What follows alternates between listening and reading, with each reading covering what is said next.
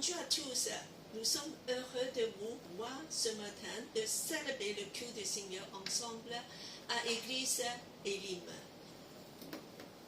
Dans la Bible, il nous dit quand nous sommes deux ou trois, Dieu est avec nous. C'est pour ça qu'il y a Jésus qui est avec nous ce matin. Nous sommes extrêmement heureux d'être dans la maison de Dieu. C'est là où demeure Dieu, sa présence, et aussi il nous donne sa bénédiction. Ce matin, nous voulons vraiment dire que gloire à toi, Dieu, parce que c'est toi qui nous as tout donné. Nous voulons ce matin encore élever la louange dans nos cœurs et l'adoration à toi. Et nous voulons prier de donner gloire à Dieu. Oui, Seigneur, nous te louons, nous t'adorons, parce que c'est toi qui est le créateur de tout l'univers, qui nous donne toutes les bonnes choses. Merci pour le soleil, pour l'été et pour ces moments de vacances. Et pour la joie, tu nous donnes la bénédiction, la santé. Et Seigneur, tout vient de toi. Nous voulons te rendre gloire. Merci, le Covid est passé et nous pouvons vivre normalement et respirer l'air de l'été. Et Seigneur, nous te rendons grâce parce que tu nous aimes. Nous voulons surtout te remercier pour le salut de Jésus, pour le croix, pour que tu sois avec nous. Nous te bénissons ce matin dans ta maison. Et Seigneur, fais briller ta face envers nous et de nous conduire dans ta présence. Remplis-nous de ton esprit. Nous t'adorons, oh Seigneur, nous nous réjouissons en toi. Alléluia. Dans le nom de Jésus. Amen.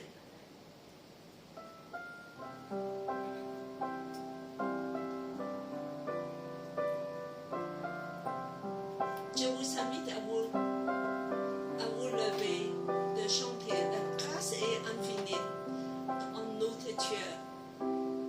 Seigneur Jésus, merci pour ta grâce infiniment grande dans le croix. Grâce infinie qui m'a sauvé, un seul Dieu tel que moi. J'étais perdu, il m'a trouvé. J'étais aveugle, je vois. Lorsque je connus l'amour de Dieu, grâce chassant ma peur, au cœur de Dieu, plus grand.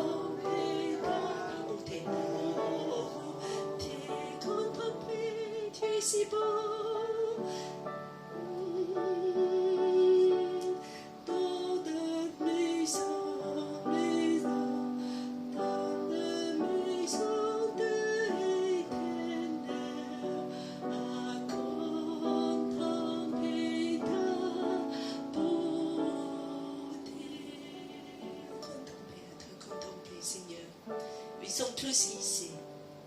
Seigneur, de dire combien tu es magnifique et splendide de gloire. Seigneur, nous te contemplons ta beauté, oui Seigneur, dans ta maison. Comme David, Seigneur, nous voulons dire une seule chose, c'est d'habiter tous les jours, dans la maison de l'Éternel, de te contempler, ta beauté, ta splendeur. Tu es si beau, oui Seigneur, et splendide, ta beauté dans nos cœurs, afin qu'on puisse rapprocher de toi, de dire, oui Seigneur, c'est toi que nous désirons tous les jours de nos vies, qu'une seule chose, oui Seigneur, nous t'adorons. Continuez à adorer Dieu, continuez de lui donner gloire, de rester dans sa présence.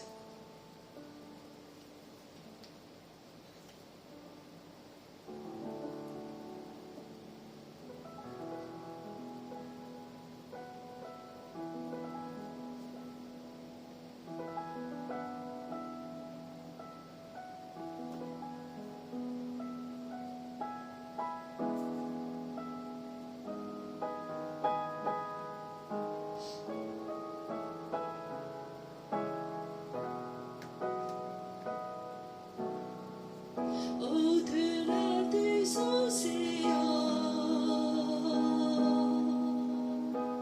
tu es venu me chercher. Vous pouvez rester assis si tu veux. Au-delà de mes tourments, ton amour a triomphé. Montre-moi la force et la beauté qu'il y a. T'obéir de tout cœur à la confiance à moi. Tu viens relever les faits, tu me prends dans ses bras, tu le conduis vers ton Père et le consoles ici-bas. Entends le cri de ma prière, son secours, c'est ma joie. Passer de l'ombre à ta lumière, j'ai mon espoir en toi. On va répéter le premier strophe au-delà des océans.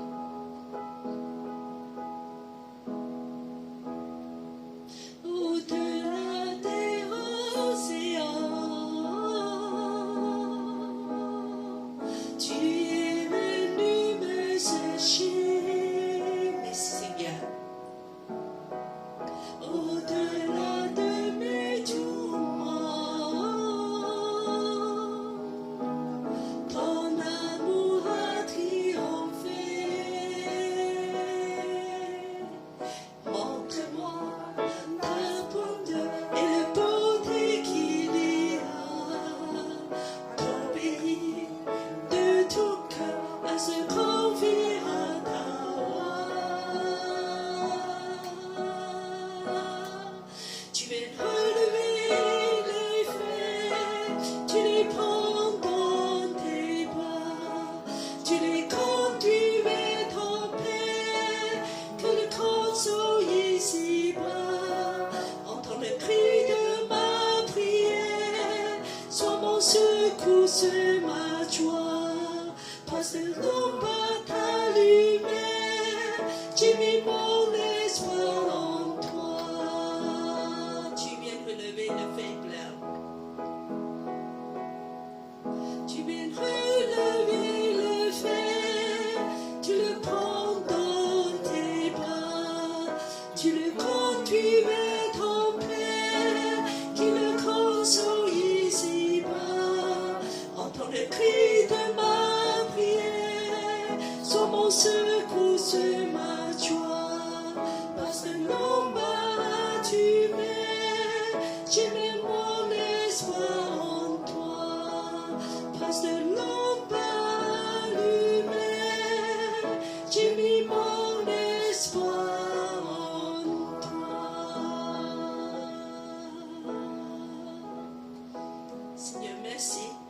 celui qui va relever le faible.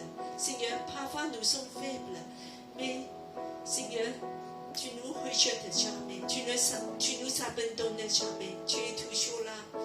Oh Seigneur, dans nos faiblesses, parfois dans nos maladies, parfois, Seigneur, dans nos solitudes, parfois, Seigneur, dans nos doutes, Seigneur, tu es toujours là. Tu viens relever nos faiblesses. Et Seigneur, tu nous prends dans tes bras, te dis que tu es mon bien-aimé, tu es mon bien-aimé.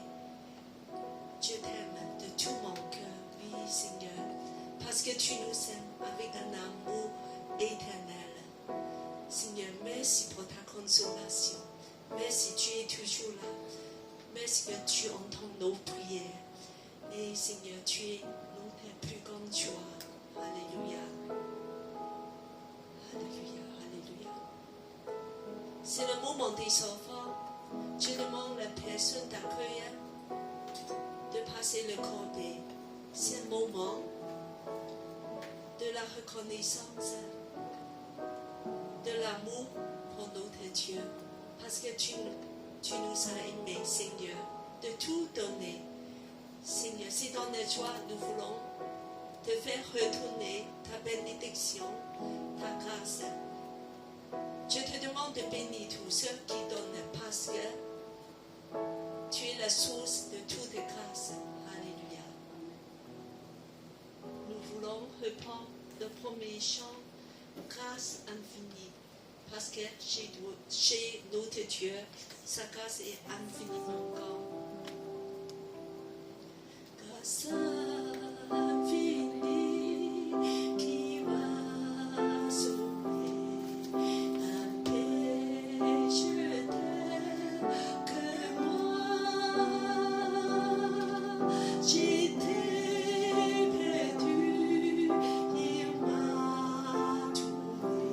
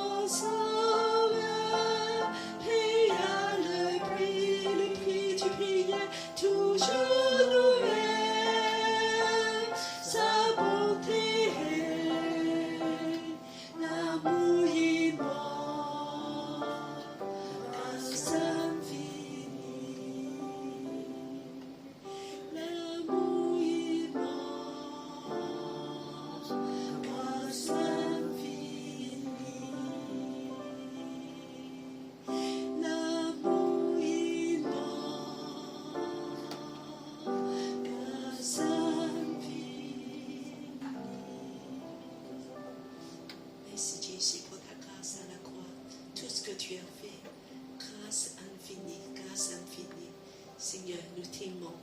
Merci tout ce que tu as tout donné. Alléluia. Nous voulons demander à Adèle à prier pour les enfants. Seigneur, de toute puissance, nous te remercions, nous te rendons grâce, Seigneur, pour ce jour-ci, Seigneur, que tu as permis que nous nous rassemblions devant ta face aujourd'hui pour te glorifier et te parler. Seigneur, nous venons aussi de t'adorer avec nos biens, Seigneur. Nous demandons à ce que tu bénisses ce que nous avons donné et de donner aussi à ceux qui n'en ont pas, afin que, Seigneur, la prochaine fois, ils puissent aussi contribuer à l'avancement de tes œuvres éternelles. Béni sois-tu, bénis les maisons, bénis les mains qui ont donné. Je remets toutes choses, toutes richesses, Seigneur, entre tes mains. Sois béni à jamais. Au nom de Jésus. Amen. Amen. Que le Seigneur vous bénisse parce que vous êtes fidèles pour les enfants, pour la maison de Dieu. Et je vous annonce aussi une bonne nouvelle. Les enfants pour les travaux jusqu'à aujourd'hui, ça chiffre à 750 €. Donc vraiment que Dieu trouve que c'est une grâce pour nous, une petite église. Et vraiment que Dieu voit qu'on est tous ensemble, de dire que nous voulons construire la maison de Dieu. Et dans à peu près 8 jours, ce lieu nous appartient entièrement. Donc c'est une grâce. Vraiment que nous voulons louer Seigneur, que Dieu nous fait cadeau de ce lieu et nous voulons dire que Dieu, nous voulons faire avancer ta royaume dans ce lieu.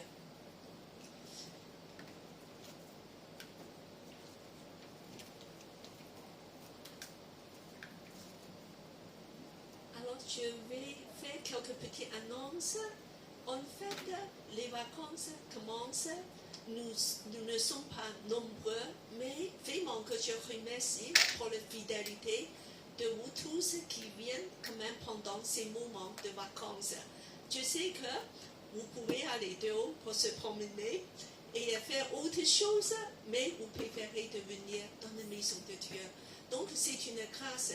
La bénédiction de Dieu sera sur vous parce que vous êtes fidèles et parce que vous aimez Dieu. Alors, je voulais te dire que, une bonne nouvelle, je voulais vous annoncer à tous, c'est depuis dimanche dernier, nous avons notre première église partenaire, qui est vraiment engagée avec nous, qui a signé, était engagée avec nous. Alors donc, c'est une église du nord de France qui vient de démarrer une nouvelle église à Paris. Nous allons partager la salle avec eux le dimanche matin.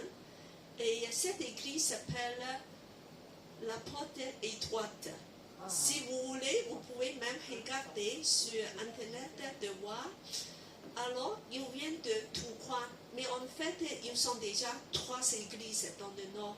Je crois que dans Mans, je sais pas où tu sais. Mais c'est la première église, ils vont démarrer à Paris. C'est pour ça qu'ils ne sont pas nombreux. Et nous voulons de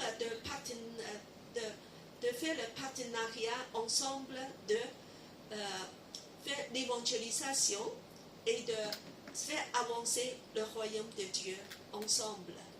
Et nous voulons vraiment qu'avec beaucoup de joie d'attendre le venu, et bien qu'à cause de ça, nous aurons changé les horaires, pour pouvoir accommoder 2 églises ensemble.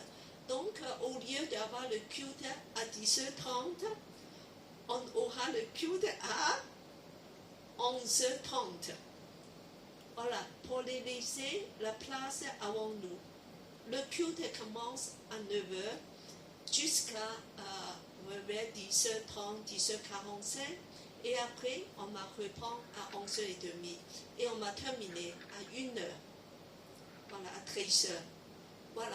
Donc, mais en principe, ça va faire un petit peu.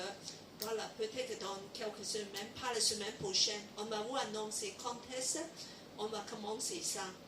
En principe, ça peut être la dernière semaine de mois d'août ou la première semaine de septembre. Donc, ça, c'est une chose pour ce changement. J'espère que vous pouvez être tous très contents parce que vous pouvez dormir plus. Pour celles qui aiment bien dormir, c'est une bonne occasion. Mais en tout cas, là, on sera ici toujours dans la maison de Dieu en partenariat avec une autre église. Bon, alors une autre annonce, c'est aussi de dire que, nous voulons penser pour le mois d'août, la plupart je pense que plus que la moitié des fidèles sont en vacances. Et c'est pour ça que, au lieu c'est moi qui fais tout, je vous invite de partager mon fardeau. Ça veut dire de faire la présidence, de faire de compter des enfants après, et puis de partager des tâches de la projection. Comme aujourd'hui, David est là pour faire ça, donc je lui remercie. Et puis de faire l'accueil aussi, qui est de seconder Joël. Parce que aura des gens de repartir, revenir. Et je remercie Dieu pour vos aides. Après, je voulais dire qu'après le culte, on m'a donné un coup de main de vider le placard. Parce que ce samedi, l'église Paris Évangile va venir de tout déménager. Donc, des chaises, des placards, de frigo, voilà.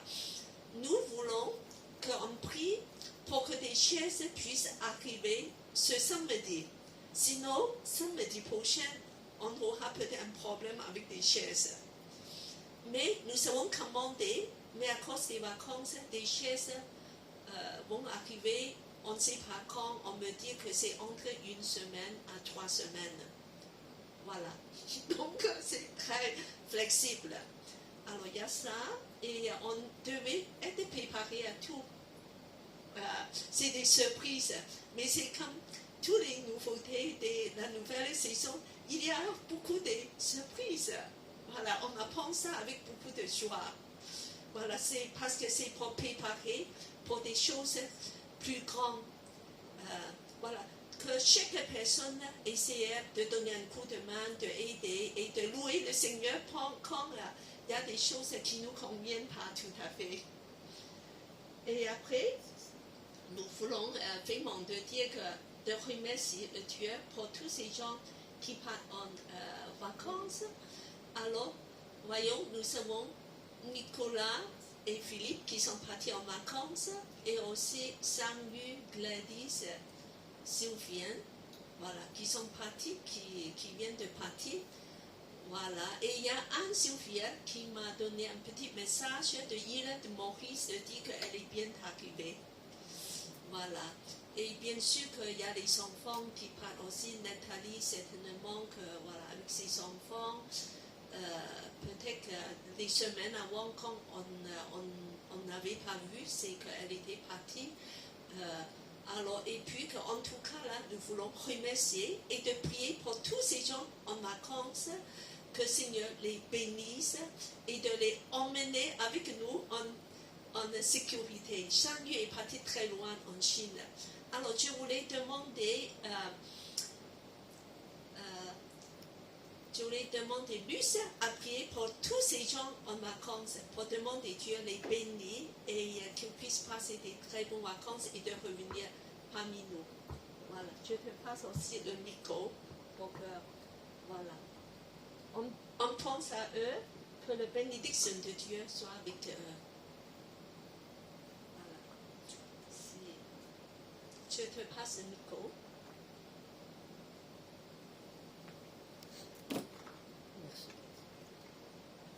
Seigneur, nous te remercions d'être aujourd'hui parmi nous, même si nous ne sommes pas nombreux pour t'adorer, pour te révérer, et nous savons que tu es parmi nous. Seigneur, aujourd'hui nous avons une requête que nous déposons à tes pieds. Nombre de fidèles de notre église Elim sont partis en vacances ou vont bientôt partir. Nous te demandons de bien vouloir veiller sur eux pendant leur transport, qu'ils arrivent sains et saufs jusqu'à leur lieu de destination. Même en vacances, Seigneur, incite-les à t'honorer, à te remercier pour tous les bienfaits que tu leur accordes. Nous te demandons aussi que tout se passe bien pendant leur séjour et nous savons que tu seras présent dans leur cœur. Bénis-leur, bénis leur famille et qu'ils nous reviennent sains et saufs dans notre église Elim. Bénis-les, Seigneur. Nous te remercions de bien vouloir les avoir constamment près de toi. Merci, Seigneur, de bien vouloir les bénir, les honorer. Nous te remercions, Seigneur, de toute ton aide que tu leur apporteras. Amen. Que le Seigneur soit glorifié et nous garde tous nos bien-aimés de passer des très bonnes vacances. Donc, je vous montre une boîte. Ça, c'est pour les enfants, pour les travaux et pour tout ce qui est de nouveau à l'église. Donc, je vous dis que je vous remercie déjà pour les dons. Je vais continuer à donner. Mais il y a une autre chose que vous pouvez aussi donner, de mettre des papiers dedans ce que vous attendez de l'Église Elim. Nous voulons savoir ce que vous souhaitez. Peut-être que voilà, des gens nous disent que nous voulons avoir plus des moments de prière. Voilà. Il y a d'autres qui expriment, voilà, on souhaite voilà, dans les nouvelles activités, on peut avoir ceci, cela. Tout ce que vous voulez, des choses qu'on peut améliorer, on peut vous apporter en plus, vous mettez un papier dedans. D'accord? C'est dans la même boîte. Parce que comme ça, on peut prier que Dieu nous conduise pour qu'on puisse progresser. Voilà. Et après, nous voulons passer dans les moments de prédication. Alors, je voulais partager un message. Voilà. Donc, c'est une série. C'est une série de messages. J'ai parlé des combats. Et je vais continuer à ça. Alors, je vais arranger le micro.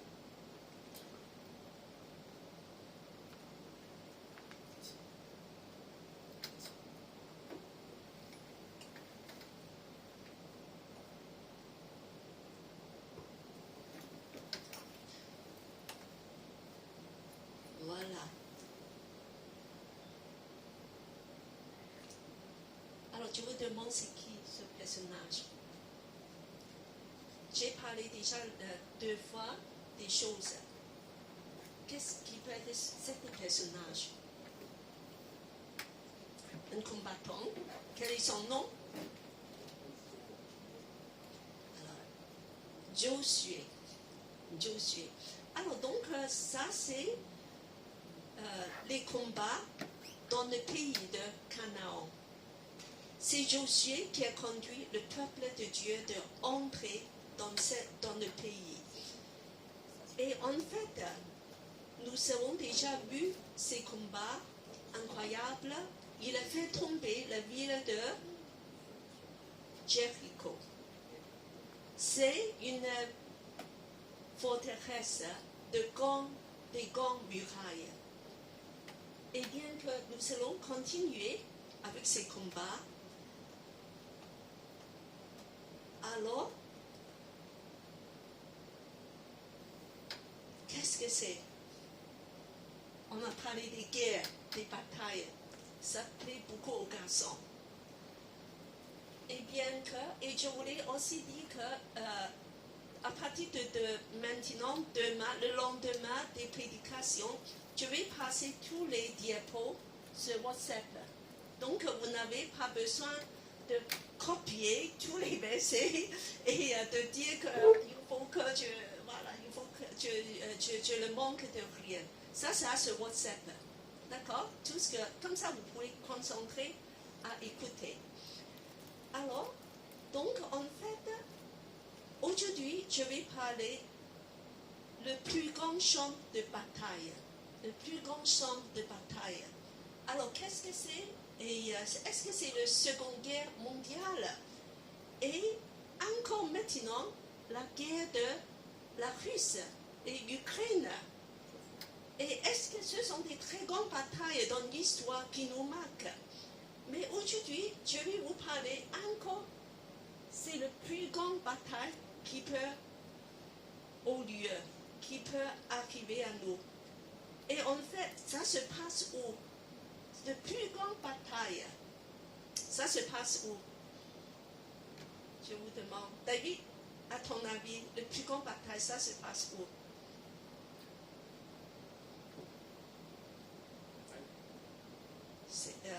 Oui, en Europe, en Amérique, tu crois? Et Luce, il va dire que c'est... voilà. Alors, en fait, je vous dis un secret. La plus grande bataille redoutable, ça se passe en ta personne. À toi-même, chez toi-même, à l'intérieur de toi. C'est le plus grand champ de bataille qui se passe. c'est chez toi. Pourquoi? Parce qu'il y a une raison. C'est que Dieu désire de te gagner, être sa demeure et son héritage.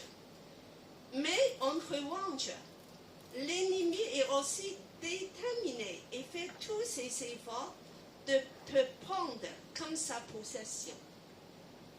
Le diable, l'ennemi, il veut te prendre, il veut arracher, aussi de garder dans son royaume. Nous sommes transportés dans le royaume de Dieu. Mais l'ennemi, il dit que non, je vais les reprendre. Il faut que je fasse tous les efforts de les reprendre. Pour cette raison, une bataille acharnée s'est déclarée au sein de ta personne. Parce que c'est lié avec une grande guerre entre deux royaumes. C'est le royaume de la lumière et le royaume de ténèbres. C'est le royaume de Dieu et le royaume du diable.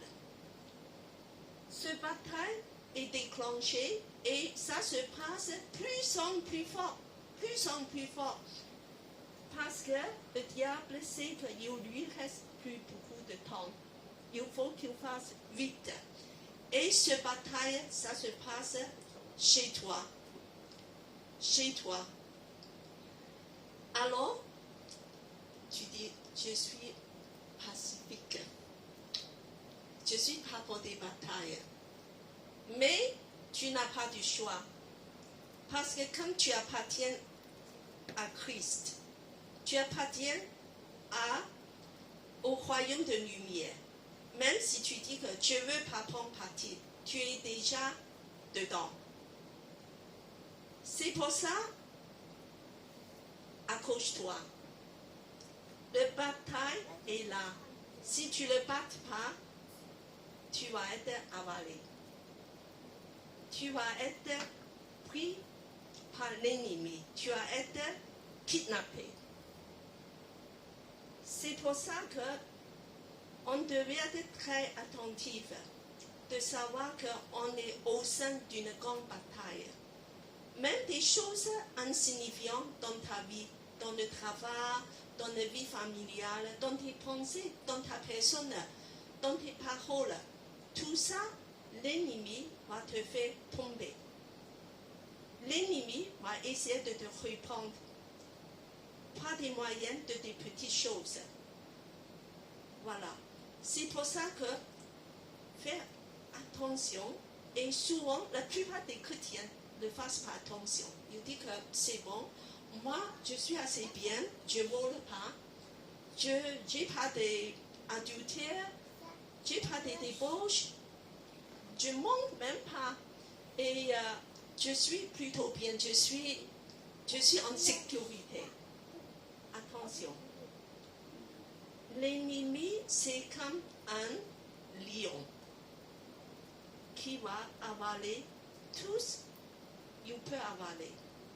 Donc, sois attentif. Je ne veux pas vous faire peur, mais c'est à nous pas être très prudents et attentifs, parce que sinon, on peut être avalé par l'ennemi. Bien sûr que Dieu a la puissance de nous protéger et de nous garder. Mais si on n'est pas prudent, on peut tomber. Voilà. Donc c'est aujourd'hui, je vais parler de ces choses-là, parce que Dieu désire de nous conduire dans son royaume avec ses projets, afin de nous remplir de gloire, de paix, de joie, qu'on puisse hériter un grand héritage. Et l'ennemi aussi, il fait tout son effort de nous répandre, de nous remplir de confusion, découragement, honte et culpabilité. Ça, c'est des armes très puissantes. Honte et culpabilité, afin qu'on soit sans force. Et puis, incrédulité. On manque de la foi. Et on nous remplit du monde aussi, des choses du monde, des plaisirs du monde. parfois des péchés, petits péchés, pas grands péchés, petits. Alors des disputes et la peur et enfin le but c'est de nous détruire. Voilà, donc on va réfléchir à cette grande bataille qui se déroule chez nous 24 heures sur 24, 7 jours sur 7. Toi-même et ce champ de bataille. Cela explique pourquoi souvent tu seras attaqué. Des épreuves se déroulent l'un après l'autre. Mais sois confiant, car Dieu va nous sortir de la prison des épreuves. Comme la dernière fois, Pasteur Nanel nous a partagé et que nous fait emporter la victoire. Car Jésus est déjà victorieux. Car sa puissance, l'Esprit nous garde dans son amour. Voilà. Donc on va continuer. Il y a pas mal de lectures à faire. Parce que maintenant, on va continuer avec la bataille de Josué. Alors, on a vu Jéricho. Waouh, Jéricho, c'est la victoire est éclatante. Grande victoire. Les grandes murailles tombent. Alors maintenant, autre chose, le peuple de Dieu va continuer le combat, il va continuer de se diriger vers la prochaine étape. La cible, c'est une ville qui s'appelle Haï. Haï. Voilà. Qu'est-ce que c'est Haï? Tu as déjà entendu parler Haï? Jéricho, on a entendu parler. Voilà. Haï. Qu'est-ce que c'est? On ne sait pas. Alors, je vous propose de continuer la lecture à ta maison, de voir tous ces combats. Parce que tous ces combats nous aident d'être prévoyants dans nos combats. Chaque combat signifie quelque chose pour nous. Jéricho, c'est des grands combats, c'est des grands péchés, c'est des grands obstacles. Mais Haï, c'est autre chose. Alors, on va lire, en fait, Haï, c'est une toute petite ville. Voilà, je demande David à commencer. Alors, il y a 3 passages. Alors, David, tu commences. À haute voix, s'il te plaît. C'est alors que les Israélites mirent infidélité à l'égard de l'interdit. Akan, fils de Carmi, fils de Isaac, fils de Zéra, de la tribu de Juda, prit part de l'interdit et la colère de l'Éternel s'enflamma. Voilà, stop. Ça, c'est juste après la bataille de Josué. Et Josué ne le savait pas. Ça, c'est quelque chose qui s'est passé pendant la bataille. Malgré la victoire, il y a quelque chose qui s'est passé caché. Voilà. Donc, Josué va continuer et à l'issue de cette affaire, il ne savait pas. Voilà, il y a ça qui s'est passé. Achan a fait quelque chose. Parmi le peuple, juste une personne parmi les 30 000 guerriers, peut-être 50 000 guerriers, il y a encore une personne qui a fait quelque chose pas bien. Voilà, on va continuer verset 2. Josué envoya de Jéricho des hommes vers Haï, qui est près de Beth-Tavé, et à Beth-Tel. Il leur dit, montez espionner le pays. Ces hommes montèrent pour espionner Haï. Il revient auprès de Josué et lui dire que tout le peuple ne monte pas, que 2 ou 3 000 hommes montent et qu'ils battront Haï. Ne donne pas là cette fatigue à tout le peuple, car les adversaires sont peu nombreux. Environ 3 000 hommes du peuple y montèrent et s'enfuirent devant les gens de Haï. Les gens de Haï abattirent environ 36 d'entre eux et il les poursuivit depuis la porte de la ville jusqu'à Sabarim. Et les bâtiments de la descente, le cœur du peuple, lui, encadre et perdit toute vigueur. Échec, catastrophe. Après la victoire de Jéricho, une petite ville Haï, ils font échec. ils n'arrivent pas à emporter la victoire. Et en plus, ils ont été vraiment battus, dispersés par l'ennemi. Comment ça peut être comme ça? Alors, on va continuer. On va lire le deuxième, le suivant. Je demande Bruno à lire à haute voix, s'il te plaît. L'Éternel dit à Josué, lève-toi, qu'est-ce donc? Tu tombes la face contre terre. Israël a péché. Ainsi, ils ont enfreint l'alliance que je leur avais prescrite. Oui, ils ont pris une part de l'interdit. Ils en ont même volé, même dissimulé et même mis dans leur bagage. Les Israélites ne pourront pas tenir devant leurs ennemis. Ils tourneront le dos devant leurs ennemis, car ils sont eux-mêmes devenus interdits. Je ne continuerai pas à être avec vous si vous ne détruisez l'interdit du milieu de vous. Lève-toi, sanctifie le peuple. Tu diras, sanctifiez-vous pour demain, car ainsi parle l'Éternel, le Dieu d'Israël. L'interdit est au milieu de toi, Israël. Tu ne pourras pas tenir devant tes ennemis tant que vous n'aurez pas écarté l'interdit du milieu de vous. Voilà. Et en fait, après ça, Josué a pleuré. Et il est venu devant l'Éternel avec tous les anciens, avec des vêtements déchirés et de pleurer, de dire, Éternel, pourquoi on est en échec maintenant? Cette catastrophe nous arrive, puis que des habitants de cette terre, il va nous détruire parce qu'il a entendu qu'on est en échec. Donc il a pleuré de matin jusqu'à soir devant l'Éternel. Alors je n'ai pas affiché tous les versets. Et Éternel, on va retourner en arrière pour le passage. Éternel dit, lève-toi, Josué, pourquoi tu pleures comme ça? Et en fait, il y a des raisons parce que vous n'avez pas respecté mon commandement de l'interdit. Je vous ai dit qu'il y a un ordre de moi de dire qu'il faut respecter l'interdit. Et il y a quelque chose qui s'est passé. Il y a quelqu'un entre vous qui a transgressé mon commandement. Voilà. Donc, l'interdit, c'est quelque chose, je vais vous expliquer après de quoi il s'agit. On va continuer. Parce qu'Israël a péché. Voilà, dans le verset 10. Parce qu'ils ont enfreint alliance. Donc, ils sont sans force. Quand on a... alors, voilà, le verset 12.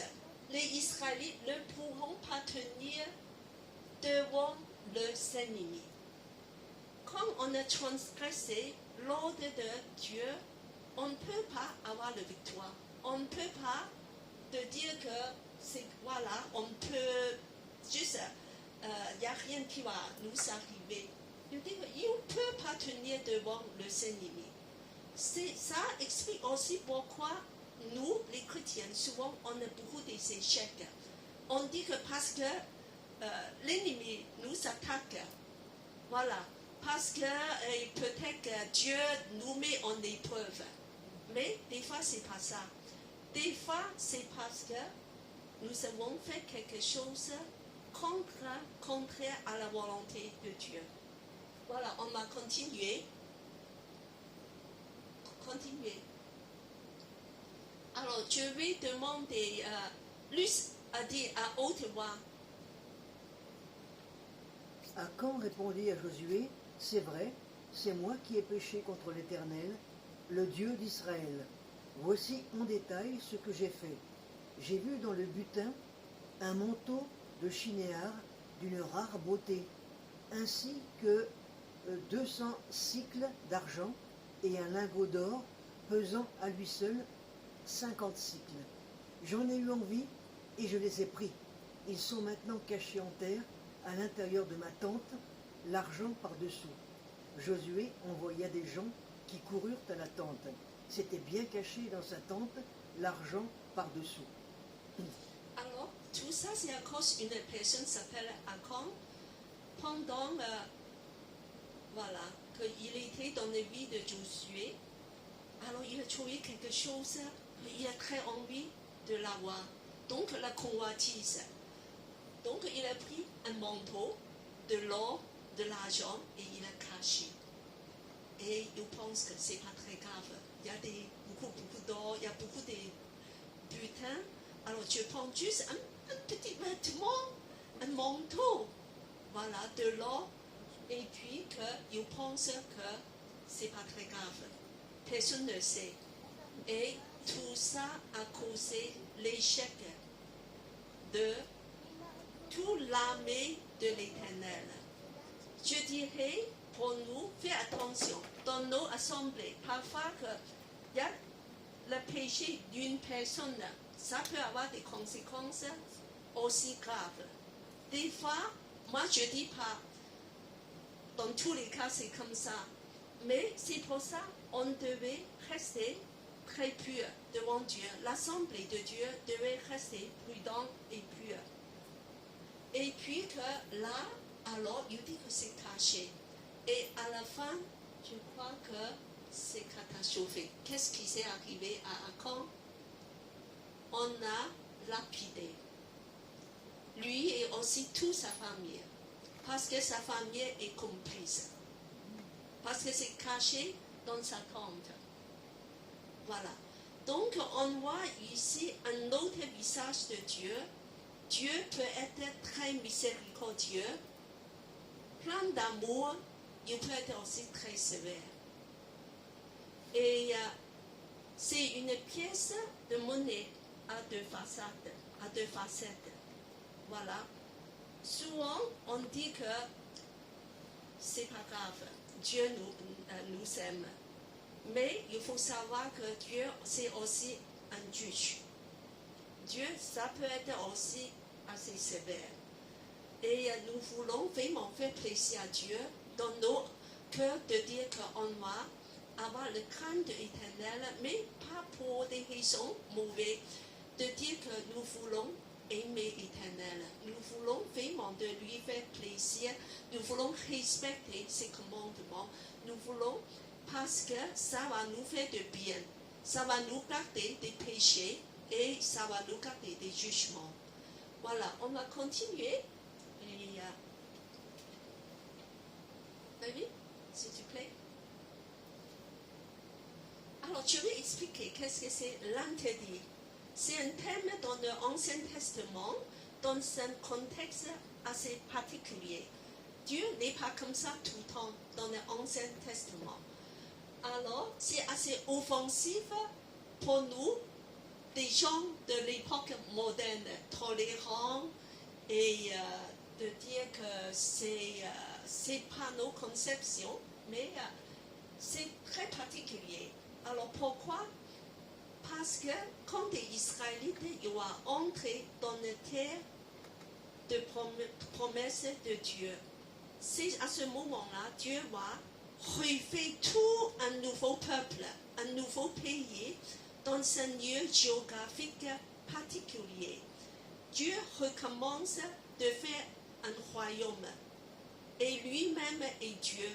Parce que le roi d'Israël, c'est Dieu même. Donc, c'est un État théocratique.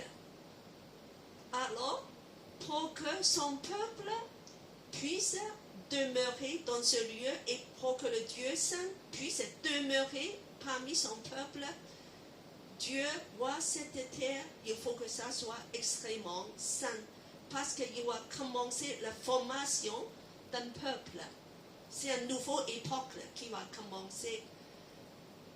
Alors, est-ce que vous savez que beaucoup d'anciennes civilisations ont des pratiques extrêmement abominables et terribles au point de vue de Dieu? Par exemple, beaucoup sacrifiaient leurs enfants. Ils tuent leurs enfants pour faire des sacrifices humains. Beaucoup ont des pratiques homosexuelles. Beaucoup adorent des idoles avec des rites de débauche, de prostitution. Alors, tout ça, Dieu a toléré. Dieu dit que Dieu va les tolérer pendant les 400 ans. Israël était en Égypte. Dieu il dit que Dieu ne veut pas les juger. Mais jusqu'à quand le péché est arrivé à un niveau, Dieu dit que maintenant, Dieu le juge. Ça, c'est le moment quand les Israélites vont entrer dans la terre promise. Dieu dit que c'est le moment de jugement. Je vais juger ces peuples et parce que aussi que pour que mon peuple, cet nouveau peuple ne sera pas influencé par toutes ces pratiques de péché, toutes ces pratiques abominables. Je veux que mon peuple ne sera pas influencé par des habitants idolâtries. C'est pour ça, l'interdire, c'est quelque chose que Dieu a donné une commande. Quand tu vas attaquer une ville comme Jéricho, Haï, tu vas faire un acte spécial. Voilà. C'est tout ce quoi on a prononcé une malédiction entraîne à la destruction ou encore la mort. Il s'agit de personnes et parfois d'animaux. Tu détruis tout. Des choses matérielles parfois. Tout est éliminé. Et comme ça, c'est des personnes, même des animaux, de les tuer tous. Et ça, c'est en fait, un symbole de Dieu de éradication du péché, de entièrement éradiquer. Tous les péchés, il faut être déracinés, anéantis, éliminés 100%. Un petit peu comme la Chine pendant le Covid. Il dit que tout ce qui est de Covid, il faut être éliminé. Une personne qui a attrapé, bon, on a fermé tout immeuble, tout le quartier sera encerclé, on va attraper cette personne et on va les faire en isolation. Alors ça c'est l'éradication. Voilà. Il faut, on va faire comme ça, mais en fait, l'interdit est un symbole de le concept de Dieu envers le péché. Dieu est extrêmement intolérant envers le péché. Alors, on va tourner, on va voir pourquoi Dieu est comme ça. David, s'il te plaît. Alors, Dieu déclare la guerre au péché. Souvent que nous avons oublié, Dieu est un Dieu saint. Dieu est un Dieu radical envers le péché. Et il y a un verset qui nous dit, même dans le Nouveau Testament, on dit que c'est Dieu dans l'Ancien Testament, le Nouveau Testament, Dieu est l'amour. Non, Dieu, et il y a un côté aussi très sévère. Alors je demande à Adèle à lire Hébreux 12, 4. Hébreux 12, 4. Vous n'avez pas encore résisté jusqu'au sang en combattant contre le péché. Dieu dit que pour combattre au péché, on doit combattre jusqu'au sang. Voilà, ça veut dire que tu es prêt de dire que tu vas mourir pour combattre au péché. À ce point-là, parce que les croyants dans la première époque, dans les livres de l'Hébreu, et en face de beaucoup de persécutions. Et Dieu dit que mener le combat envers les péchés, envers les persécutions, jusqu'au sang même, il faut être extrêmement déterminé. Alors, nous, parfois, on ignore la nature de nos dieux qui est saint, et Dieu est le péché. Dieu est le péché. Dieu, en fait, il juge le péché. C'est pour ça que nous devons savoir que le péché est extrêmement grave devant les yeux de Dieu. Parfois, on est un petit peu de dire que oh, Dieu nous pardonne. Je fais un peu péché, c'est pas très grave, Dieu pardonne. Mais le péché a coûté la vie du Fils de Dieu. Tu vois comment que ça peut aller. Il a coûté la vie de Jésus. Jésus, pour résoudre le problème du péché, il est cloué à la croix. Pour pouvoir nous apporter le salut, il devait verser son sang. Les péchés, ce n'est pas quelque chose de léger. Les péchés, il y a des conséquences très graves. Et pour Dieu, il veut qu'on déclare vraiment le combat envers le péché. Je sais que c'est un sujet, Dieu, dans l'Église aujourd'hui, qui parle très peu.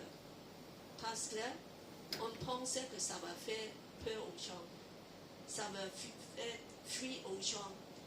Mais si tu lis la Bible et même le Nouveau Testament,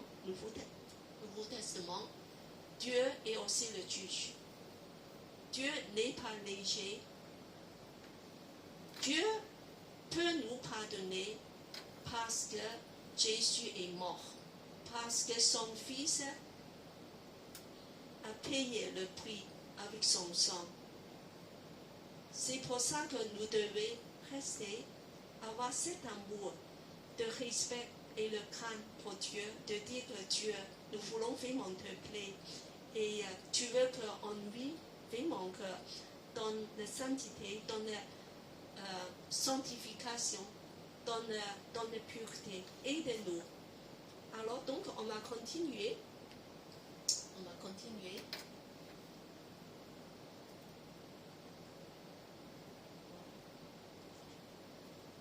Et en fait, le péché nous empêche d'emporter les victoires. Parce que Dieu, il n'agit plus pour nous comme pour la petite vie haïe. Dieu n'agit plus. Il dit que je ne peux plus rien faire pour vous. Alors, et parce que vous êtes dans le péché. Et nous sommes en échec sans force, même devant une petite ville comme Haï. Voilà, cela explique pourquoi parfois que l'Église est faible, les croyants sont faibles. Malgré qu'on fait des délivrances, on va prier pour des gens, on va faire beaucoup d'interventions, nous sommes restés bloqués. Et c'est très important de rester pur devant Dieu et de rejeter tout péché. Je dis cela pas pour vous, pas moi-même, pour moi-même. Je suis le premier de dire que, attention, Cathy, tu es en train de parler des choses très graves. Et il faut que tu sois attentive. C'est pour ça que nous voulons vraiment de réfléchir à cette question. Et je dis ça, non pas de dire que nous allons jamais pécher. Parce que il faut faire une différence entre parfois on peut tomber involontairement comme un accident, on pêche. Et à ce moment-là, c'est comme un enfant qui est tombé. Alors, on m'a demandé l'aide à Dieu, on m'a demandé pardon. Il suffit très simple de demander Dieu, pardonne-moi, de recevoir son pardon, son aide, et de rester debout et de continuer, de ne plus penser, et juste de continuer, de dire que le sang de Jésus nous a déjà pardonné. Ça, c'est quand on est tombé par l'accident. Mais il y a une différence entre ça et de dire que moi, je vis volontairement dans le péché. Je sais que je suis en train de pécher, mais je continue. Voilà, une attitude de dire que je vais pratiquer le péché avec un cœur ouvert, avec un cœur consentant, de dire que je vais continuer de faire. Ça, il y a une grande différence. On n'est jamais parfait. On tombe dans le péché. Mais souviens-toi, dès que tu as péché, la première chose à faire, c'est pas de dire « Oh, je me sens coupable. Oh, je suis horrible. » C'est pas ça. C'est de suite venir devant Dieu de dire « Pardonne-moi. Pardonne-moi. » Si on pardonne devant Dieu nos péchés, il y a les promesses de Dieu de dire que Dieu va nous pardonner et il va nous même purifier avec le sang de Jésus. Ça veut dire qu'il va nous rendre plus forts. Et puis, de suite, on m'a rejeté, on m'a même pu penser, un moment, on m'a dit qu'on va continuer, on va continuer. Voilà. Je vais parler de tous ces notes haïes la prochaine fois. Voilà. Comme ça qu'on peut savoir de quoi on puisse faire attention. Parce qu'il y a des choses, on ne fait pas attention. On dit, c'est nos faiblesses. Oh, on est faible. Mais on a donné un nombre de faiblesses à ce que Dieu donne comme péché. Alors, donc la prochaine fois, je vais parler plus longuement de ça. Et je ne veux pas vous décourager, on vous fait peur, parce que Jésus a déjà payé le prix pour nos péchés. Dieu a déjà résolu le problème des péchés. Mais il faut qu'on soit sincère devant Dieu et non pas de continuer consciemment de pécher. Alors je voulais, David, tu fais continuer un petit peu. Il y a un verset, je veux continuer. Encore? Non? Reviens? Tu crois qu'il y a un problème avec... tu modifies, pourquoi tu modifies? Et non, c'est... non, je vais revoir des diapos. Il y a un verset, alors je vais demander quelqu'un pour lire pour moi. Alors c'est en premier épître de Jean, verset 1, je crois que c'est chapitre 1, verset 12, je crois. Voilà. Je demande Adèle à lire à haute voix. Premier épître de Jean. Voilà, chapitre 1, 12. Chapitre 1, verset 12. Oui. Ici, chez moi, c'est 10. 10, d'accord, allez, voici. C'est ça? C'est concernant nos péchés. Oui. Si nous disons que nous n'avons pas péché, nous le faisons menteur et sa parole n'est point en nous. Non, c'est plus loin, 12. C'est un Jean ou bien un? Un Jean, c'est bon, t'es bon. C'est 12, c'est plus loin. 12. Le verset 12, c'est tout. J'en ai pas. Un Jean, il n'y a pas 12? Non. Un Jean 1. Un Jean 1, on fait un Jean 1. Chez moi, ici, ça s'arrête à 10. C'est un petit peu avant, alors on va afficher les versets. Un Jean 1. Vers la fin. C'est peut-être... Ça s'arrête à 10. Un peu avant, un peu 9. Voilà, 9, c'est bon, c'est 9. C'est 9, hein? Voilà, on va lire tous ensemble. Si nous confessons nos péchés, il est fidèle et juste pour nous les pardonner et pour nous purifier de tout péché. Voilà. Et tu vois que la première chose, quand on est devant le péché, la première chose, c'est confesser. C'est de la mettre ouverte. C'est la mettre, de la emmener devant Dieu. Voilà. C'est de la rendre ouverte devant Dieu. Tant que tu n'as pas confessé, ça ne sera pas pardonné. Tant que tu n'as pas emmené devant Dieu et de donner aucune excuse, de dire que oh, c'est parce que c'est lui qui m'a accusé, c'est pour ça que j'étais en colère. Pas d'excuse. Si tu étais en colère, tu étais en colère d'attaquer d'autres personnes, il faut dire que pardonne Dieu. J'ai dit des mots très méchants à ma soeur, à ma mère. Pardonnez-moi. Et non pas de donner une excuse de dire c'est parce que ceci, cela. Premièrement, il faut de confesser. Ça veut dire te mettre ouvert devant Dieu. Alors, quand tu as fait ça, Dieu est fidèle parce que Jésus a payé le prix. Dieu est tenu à nous pardonner parce que le prix est payé. Jésus a fait ce qui est nécessaire. Il est fidèle et juste. Dieu est même juste de nous pardonner. Voilà, Dieu nous pardonne. Pas seulement nous pardonne, Dieu, qu'est-ce qu'il fait? De nous purifié. Purifié par quoi? Le sang de Jésus. En fait, le sang de Jésus nous rend plus forts. Purifié, ça veut dire, c'est plus que te remet en zéro. Il te donne du anticorps. C'est comme le Covid, de anticorps. Le sang de Jésus peut nous rendre plus forts, de surmonter le péché. Pas seulement être pardonné. Pardonner, c'est bien, zéro. Avant, j'étais moins 5. Maintenant, je suis zéro. Alors, puisque ça, le sang de Jésus purifie, de nous rendre plus en plus forts, victorieux sur les péchés. Voilà. C'est pour ça que c'est important de confesser, de emmener devant Dieu et de demander Dieu de nous purifier et de délaisser le péché, de délaisser. Voilà. Donc, je vais continuer à parler de ça la prochaine fois et nous voulons remercier Dieu et on va prier.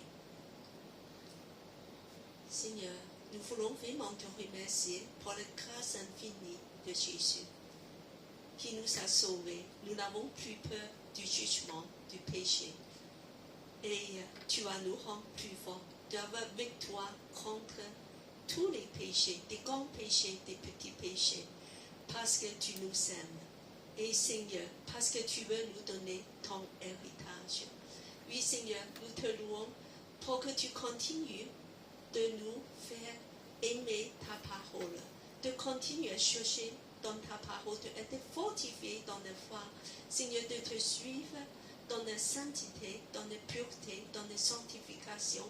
C'est parce que tu nous aimes et tu veux nous appeler dans ta royaume de joie, de gloire. Seigneur, nous te louons. La victoire appartient à toi. Nous avons victoire en Jésus. Amen. Amen. Nous voulons encore te remercier Jésus pour toute la victoire, pour la grâce, par ce chant grâce infinie. On va reprendre le chant grâce infinie de remercier Dieu.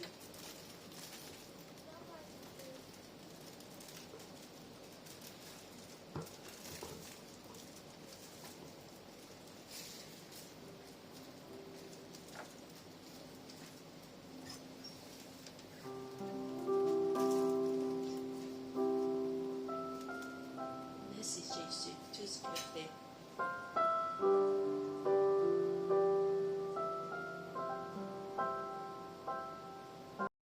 Oh Dieu, merci Seigneur Jésus. Grâce infinie qui m'a sauvé, un péché tel que moi. J'étais perdu, il m'a sauvé. J'étais aveugle, je vois. Grâce infinie qui m'a sauvé, un péché tel que moi. J'étais perdu, il m'a trouvé. J'étais aveugle, je vois. Il me libère, puis ses péchés. Mon Dieu, mon sauveur, paya le prix. Toujours nouvelle, sa bonté, amour immense, grâce infinie, amour immense, grâce infinie, amour immense, grâce infinie.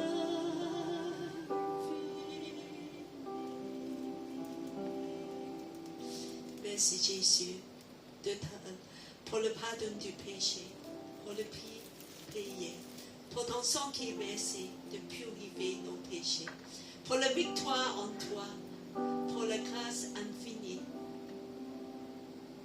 on porte dans ta royaume, de recevoir ton héritage. Oui, Seigneur. Merci. Merci pour tout ce que tu as fait pour nous. Amen. Amen. Voilà, le culte est terminé. Donc, nous voulons vraiment remercier Dieu et à la prochaine fois.